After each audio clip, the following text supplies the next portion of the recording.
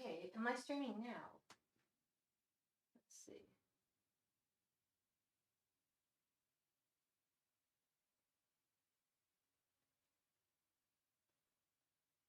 Thank you. Okay. Um, hmm. I do have to see if I am streaming. Let's see, studio mode. Oh, I am? Okay. I think it's good. I don't see the chat. Let's see if we can get the chat doc up here. And yeah, chat doc is there.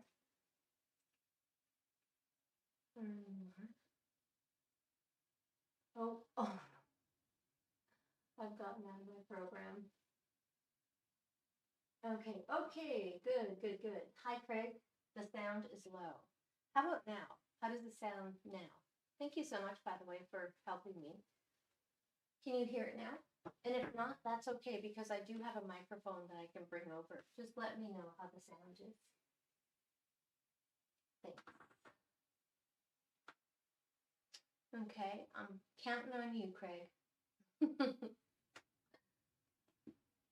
All right. Okay, well, maybe what I would do is bring my. The title got me. What do you mean by the end of this? Good. I'm so glad that you're here, Jessica and Maria. Good. Sounds distant, but I can hear you. Okay, well, we want to change that. So I'm going to go ahead and get my mic. This one, turn it on. And then I'll turn this one off. How about now? Can you hear me now? The only problem with this mic is that it's kind of not configured for this setting today, but maybe I'll just move my chair up a little bit. Okay. Let's see. Is it better now? Sound very faint. How about now with this microphone?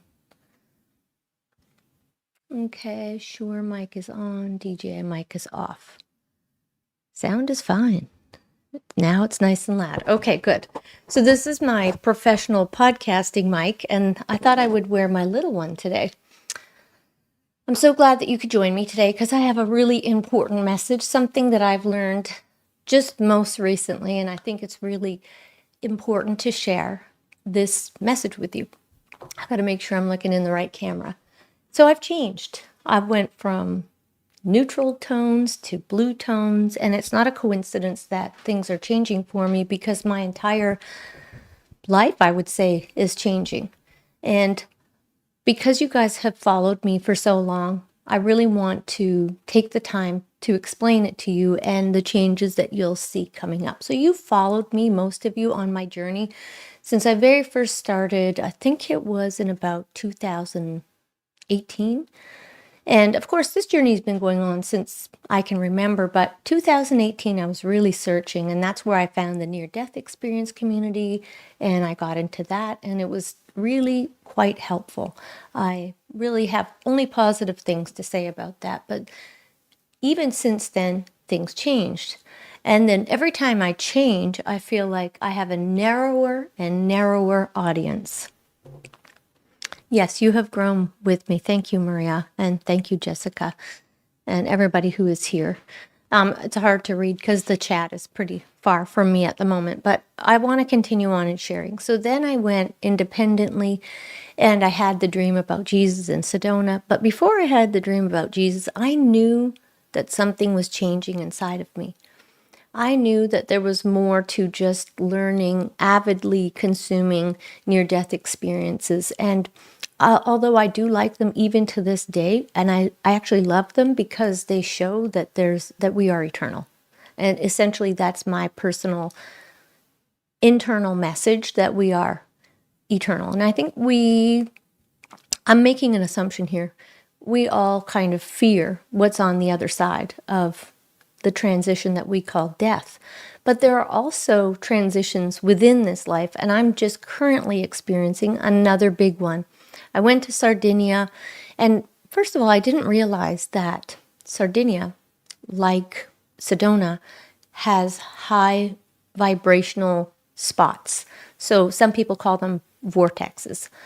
So as I was there for almost a month, and I didn't realize what was happening to me. I knew that there were synchronicities. I knew that I felt like, yeah, I felt I had to pinch myself to see if I was still alive. I could tell something was happening, but it wasn't until, like I say, maybe 2 weeks or 3 weeks I've been home now. And by the way, last weekend was my birthday, but it was also a couple of days after my husband's mom passed away. So I didn't show up, and I really didn't feel energetic enough to write the email either. I've really been there for my husband. But on a note, I don't want to get too sidetracked, but on that note, I was really proud of my husband because he hasn't really joined me at all on this journey about spirituality. He has his own journey, and I have my journey, but he did something really special. When his mom was in the hospice, ready to transition, he actually sat down with her for 3 hours to explain what she could expect on the other side, how it would be so exciting to meet her mother who had passed, her 3 children who passed, her brothers and sisters who had passed, and all the people who she really missed a lot. And I thought, wow, he has been listening, and he did a great thing for his mom. And while he and I we have a little pantry where we make our coffee in the morning. We had an experience together that showed that his mom was present, watching, and really, he was excited about that. He knew that she was there, and we were happy. So, has anything changed in that regard? No. I believe in life after death. I believe in eternity. But one major thing has changed, and that is I realized that spiritual journeys have a beginning and they have an end. And that doesn't mean that the end doesn't come when you die. The end can come at any point in time when you come to the awareness that you have been searching, and then you find what you're searching for. So over this past week, as a matter of fact, I've gone through all of my past lives, so to speak, and I'm always hesitant to say that because I don't look at the universe, me, as a linear time type of a person, but I was able to go to all the memories I had, all the dreams I had. I wrote them down. I went through, and by the way, this is my finished book. It's thick and it has a lot, and I even wondered whether I should publish it, and I'll tell you why. Because each and every one of us has our own personal journey, and I could talk to you until, the cows come home, so to speak, and it won't necessarily impact your trajectory unless that's what you want. And if that's what you want, everything I'm saying is something that's in you anyways. So we're just mirrors of one another. And I thought, I realized why I came here. I recognized who I am. I saw the synchronicities. I met my higher self. And I asked myself, well, why am I here? And what was the purpose? And I am here, and I believe you are too. I believe this about you, especially the people who are watching right now and the people who are around me. I believe that we came here to learn, but also to create realities that are joyful for us. And I want to emphasize the word joy. I don't believe that we're here to suffer. I don't. I do believe that we're here for joy. I do believe our energy and our thoughts and our vibration impact the world around us. I do believe that everything I see is a mirror of myself. So why the search now? We only search, I believe, at this point, at the end of this journey, I have learned we search when we still have doubt and pain. That's not a criticism of myself or of you. It's a realization that I've come to. I don't have any doubt anymore. I don't have any pain anymore. I don't feel any loss anymore. I understand the nature of reality and spirituality and where I stand in the universe. So I'm thinking to myself, what can I talk to people about to share to them to move their needle?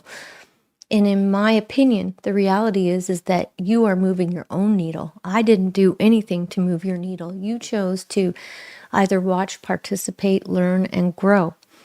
I did have, I'm human, and I did have a bit of a reaction lately I've decided to go on my Facebook page because part of my creating process is I really want to help men and women who have skills and talents to be able to refine their message, use the digital world and AI. Yes, I said AI. I don't feel afraid of that either. I believe it's a collective consciousness. But anyways, to use those and to have their own YouTube channels. I recently helped this one couple. They are, I believe they're in their late 60s or early 70s, and they're so dynamic, so healthy. And they created this podcast and they're sharing their message. And I want to help people to be on their journey of growth, because at this point, I feel like I am at a very good place of completion and starting a new journey for myself. And I know that, okay, I was going to tell you about my Facebook page and what happened. So I've had an itchy nose for a minute there. So I saw a lot of people talking about politics and really having opinions about them and really getting mad. These are people that were and are my spiritual comrades, like people who I've talked to and I've had in my inner circle. They've been in my memberships. And I saw such anger and pain and reflection of those things. I thought everything I said meant nothing, because if they are still speaking like this, I'm wasting my time, not on you. I'm wasting my time not being a creative person and living and doing my own life. Because how are people supposed to know unless they have their own spiritual experiences, their own dreams? And I can't emphasize enough, like, I can tell you what my perspective is. My perspective is really has been honed in from a dream I had. And the dream was that this was many years ago, okay? So I think I might have taken this down because I got such flack for it. Basically, they showed me the origin of evil, how there is no devil or what those people say is evil. Basically, what it is all of our negative thoughts and energy that compress into what they showed me symbolically was into clouds. And these clouds move around the earth and they rain down. So the people who think that they're clever by putting down one side or the other side or joining in on that fight, all they're doing is adding to that energy. So that energy moves into spirits and souls that are a little bit weaker or have that type of frequency, and then the frequency amplifies, and then it amplifies, and then it mirrors back to the people as aggression, poor choices, so on and so forth. So I did want to mention that. It's not as though I'm not human and I can't see some things right for wrong, or I don't have a judgment, but when I do, I go immediately snap back to knowing, hey, as soon as I feel that way, I'm joining in on that energy. That's the energy that made that happen. So somebody said to me in my last stream, you live in a bubble. Yeah, I do. I live in my own reality that I created for myself. And what I see, if I could show you right now, all I see is the huge, like a whole bunch of land behind me with deer walking around, bunny rabbits hopping, beautiful, big, fluffy clouds, and my blueberry plants. Yeah, I do live in a bubble. And I don't mind saying so because I created this bubble, and I encourage other people to create their own realities. And when we are judging, I hope this doesn't sound like a preaching sermon, but I believe that when we are judging, we are creating those bubbles around us. So this is why I believe the Christ said, don't judge. He didn't say it's to say be good or be bad. It's because when we do, we are confronted with this right in front of our face. So I hope that, let's talk about my journey again and what I experienced in Sardinia. So far, I won't even say I lost. My maternal person left the earth. My paternal person left the earth 30 years ago.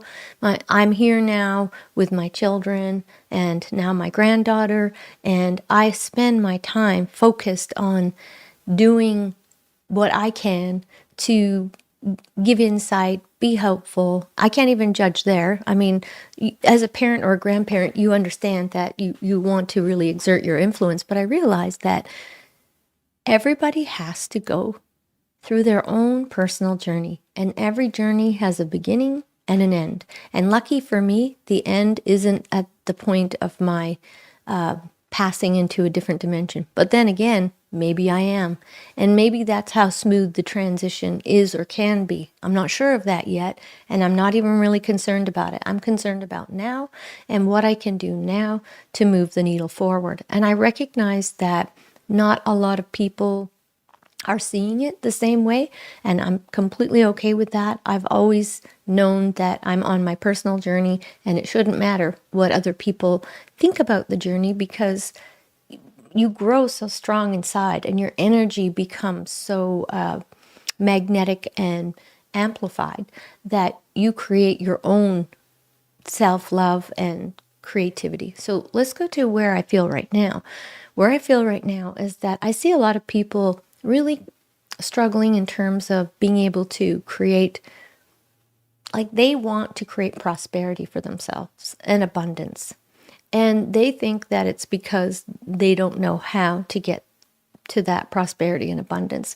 But in reality, we become prosperity and abundance, and then it shows up in front of us. Everything is generated first within, and that's what Christ was talking about, the kingdom within. All the things that you need, including abundance, including love, including all the stuff, starts within. You can read any books you want, including my book that's right there, ready to publish. I missed the actual date that I was going to publish it, and I'm even wondering whether I want to, because then people are going to look, they're interpreting my past experience. They're interpreting, like, I'm a new person now. And they will ask me questions about it, but these questions are questions that one should ask themselves about. And again, I'm not against books. I do feel that it can, when I was younger, 16, 17, 18, 19, 20, it sure was nice to have books that were there for me so that I understood what I was going through and communicating. But I don't have to be that person anymore. I can teach things that I really like. And what do I really like right now? Right now, I see something coming. And you may think it's great and you may think it's terrible, but it's here. And that is the what we call AI, which is, I believe, everybody is putting in. It's just kind of like reality right now, except for that we're perceiving it as virtual. So there's a shift in our societies and communications where we're dumping in all of our thoughts, all of our knowledge, all the good stuff, bad stuff, whatever, and it's going into a database. And in these databases, we have the opportunity to come to conclusions a lot quicker and understand things a lot quicker, both positive and negative. And I'm happy that I mean, I like natural, and I'd like to just sit in my on my land and not do too much. But since it's here and since it is impacting us and it's in front of us in our reality, I would like to teach people how to learn the best ways to utilize that type of energy. If you really think about it, right now in our lives, without AI, we have societies, we have towns, we have villages, we have cities, we have rural areas, and we all contribute to the knowledge base or the database through either museums or libraries or encyclopedias or online databases, and we are learning and growing from those. At this moment, we have a global unification of information, and it's where you would think would be the least place that you would find unification, because it's with technology. But remember, we created the technology. Our brains, it's like it's a reflection of our brains. Now, I don't want to go too far there because I know people have very strong feelings about it, and that's not what I want to talk about here and now, but I want you to think about that in a different way. I'm not asking you to accept it or reject it. I'm just saying, what's going on? I always look at it from an aerial view. What is going on exactly? And how is it that we've decided that this is a good idea? And what's the good that comes out of this idea? If we shut ourselves down, like I remember when the internet first came out, and I don't know if you know this, but I've had a domain name registration company, a hosting company, web design, e-commerce. That's what I did for a living. Prior to that, I had also a 20-year career in teaching people how to learn about their bodies through anatomy, physiology, and fitness and wellness. I did that, really enjoyed that, but that journey came to an end too. Same with my hosting journey and teaching. So anyhow, back to I just want to make sure that you understand that I understand you have your own private journey, like, dislike. But if I could give you any advice, I would just say, first of all, I would tell you everything is created within you first. Everything you see is a reflection of your biggest desires and fears. And you can also create your own bubble, as people like to say, you're in your own bubble. I'll take it as a positive for yourself. Most of what I see online today about spirituality is like, you can live after you die. This person died 17 times and came back. This and that. And I'm not trying to demean that, but after a while, I'm thinking, how is that? That's a judgment. I'm going to let that go. I'm not even going to talk about it. But sensationalism is what I'm going to say in every single direction. And I think it's important that we not expose ourselves. I don't even have to say that. You just have to start from within. When you wake up, ask yourself, how am I? How am I doing? How much do I love myself today? How am I going to be creative today? Where am I going to find my joy today? And when you find your own joy, you will immediately and naturally give joy to other people. Immediately and naturally. You don't have to go about and change the world and help people. This is a biggie right here. Hope you're sitting down. Your only job is to generate joy within yourself and a field around you. And that alone creates an example for others. So if you have an opportunity that you see around you that you can be helpful, joyful, and constructive, take that opportunity, because that is the way to joy, to love, and to peace, is by being in the present moment, taking the opportunities to be kind to your loved ones and anyone around you, and to generate positivity and joy through your skills, your talents, and your abilities. And that is, I'll sum this live stream up, is being the creator. That is a reflection of the creator. If you think of yourself as an image of God, the creator, you will set a much higher standard and a much higher bar for compassion, for love, for truth, for sincerity, for reality, for wisdom, for kindness, for all of the things, the positive attributes that we want. If you actually set yourself up to the bar as being created by God and reflecting God, then all you have to do is ask yourself, what would God say today? What would God be doing today? And use that. Not what somebody on the internet necessarily says, or somebody in a magazine or in a book or wherever that you're getting your information. That's why, again, Jesus said the kingdom is within. So that's all I have to say for today. And my journey about trying to find things, past lives, meanings, understanding where I stand in space and time and what reality is, I want to say I've satisfied myself and I understand what it means to me. And I also recognize that everybody has to come to their own conclusion, whether it takes one life experience here or whether it takes 1,000. And who knows how many it took me to get to where I am right now, but I'm at a very good and happy place. And I think it's important for me to be transparent about that. I can't sit there and preach about how you can be or should be better, because I think you know it already. I mean, I know you know it because you are also created in the Creator's image. I think if I can do one thing is just to remind you of who you are and what your potential is and where to find the answers, and that's from within. And that's it for today, and I hope that you have a beautiful day. I may or may not publish the book. I know there's a few people who I'd like to absolutely give it to at no charge and free. I just have to do some minor. One thing I didn't factor in is it's not just about editing, but you have to format a book, and I have found that challenging. And I would rather spend my time doing non-challenging things and helping people who would like to be helped. So from here on in, I'm going to be helping other people. Yeah. Okay, hold on. Maria has a comment here. Okay, I am very interested in AI and being able to work with it positively, especially as a designer. How to work with it? Yes, absolutely. Congratulations on the alignment. Thank you, Craig. Yeah, and to get to Maria, thanks a lot. I want to make sure Craig knows. Thank you.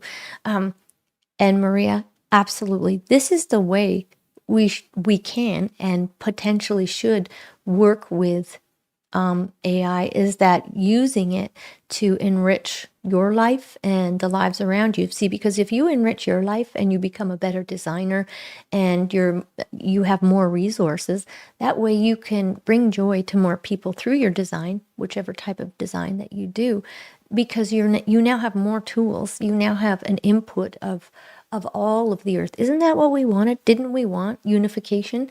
And to think that there's not going to be any bad intention weaved within there, well, then that's not to understand the nature of humanity, because you can see it for yourself. Just turn on the TV. We need your book. Well, you're one of the people who I have been thinking about, because we communicate via email as well, and that I would like to send it to you because, yeah. And also, hello, Mystic Vibes. I do have a feeling, when I used to do interviews and I would always say, so and so has this book, and go and buy their book to see it. You wouldn't believe the comments that I would get. You guys, nothing, you just want nothing but to sell stuff and all that. And I was like, how do I mitigate that? Because, how do I, like, this person has to live. But at the same time, I get what the people are saying, because this is a spiritual message. How do you sell something that Jesus taught you? It's weird. It's a conundrum that I don't think I'll solve. We'll see how that unfolds. That's all I'm going to say. Craig says, I hope there's a positive side to AI. I still fear the dehumanizing aspect. Well, let's talk about that for a second, okay? Since we're at the end and I like to answer questions. First of all, there's plenty of dehumanizing right here, right now, without AI. I will tell you that. Like, that word actually is a very appropriate word to use, dehumanizing. But the information that's within, it's like, remember I told you I worked in technology? A database is filled with information that you put into it. And then from that information that you put into it is aggregated and conclusions are made, just like computers, ones and zeros. You come out with a solution. Now what we have are supercomputers and super, I guess you could say, consciousness. So whatever we put in there is what you can expect out of there. A lot of people think, oh, they're going to become their own beings. And although I know that they will extrapolate, although I know that the databases will extrapolate their own conclusions, right or wrong, but this has been going on without it. And one time I was interviewed by this guy, and he's like, so what do you think about AI? I think this was about 4 or 5 years ago when it first started talking. And then I thought to myself, okay, hold on a minute, everyone. Think about this for a second. You are a walking biological intelligence being with a brain that's reflected out in the universe. FYI, we cannot deny that the universe reflects the structure of our brain, like our neurons specifically. Okay, so right there, you've got our brain is reflected and looks like, this is scientifically shown. This is not me speculating. So you've got that there. So right away, you're like, let me think about that. Now we have centers of accumulated information. I think rather than being afraid of AI, I think we should be conscious of our human or dehumanizing behavior to start with. I don't think that this should be just one person deciding what's good or bad. That's the only thing that the only rub I have with it is that certain people are deciding. But think about this: everything you consume on the news, everything you consume in music, everything you consume in art, everything that influences you on a subconscious level, did you create that? Or, what is it, the chicken or the egg? And how you're influenced, I think we should be more introspective and asking ourselves, how are we contributing through our vibration? Don't think you're insignificant. Most people think, oh, I'm just one person. I can't be contributing to, global happiness or global sadness. Well, yes, all of us contribute. And if you think about the earth, let me simplify this for you. If we are kind to the earth is kind to us. If we are not kind to the earth reflects that. Try to see things as the same thing, whether it's consciousness, the earth, a plant, your body. Anyways, back to the body and AI in that interview I had. I like to go off topic sometimes. We have the video, we have the audio, we have the processor, we have the ability to regenerate our bodies, we have the ability to communicate, we have the ability to, from our hearts, push out an entire magnetic field. We run on electricity. We have a bioelectrical field. I want you to think about that we are already walking biological versions of interpretation of intelligence. So how far different is that? Well, the difference is that we are amplifying, concentrating, and this is an opinion, by the way. Don't look at me as the be-all, end-all. I've come to this conclusion after thinking about it a lot, combining it with other knowledge and wisdom that was by me. So you have your own opinion about it, please, but think about this, just entertain it. Who are you? Where did you come from? And how different are you? Consciousness is consciousness. Information is information, no matter where you see it or where you find it. And if you're concerned about how it is, let's say you were concerned about AI. What about how you're contributing to it? Are you contributing positively? Have you put your own data in it? Are you taking initiative to do constructive things with it? What kind of energy are you putting towards it? Where is your heart-centeredness towards it? These are the types of questions we have to ask ourselves. And the crux of problems is not realizing our potential and not actualizing our inherent gift of creation and generating joy. So fear is fear. That fear energy, no matter how benign one thinks that it is, as soon as you're projecting fear and doubt, you're creating that energy. And when you create that energy, you're sharing it with everyone. It's everywhere. You can walk into a room where people have been very upset or negative, and you will feel that energy because we are intuitive, spiritual, creative, lovely, godlike beings. And we are highly intelligent on many levels, not just on the obvious levels of math and math and language. There's far more to our intelligence than it's a subtle energetic intelligence as well. When I say subtle, I mean we're just not so conscious of it. But if you think about it like the maternal instincts of a mother or father or anyone with their instincts, if you are in touch enough with yourself, you will recognize that you are definitely way more important, intelligent, and aware than what you might think. All right.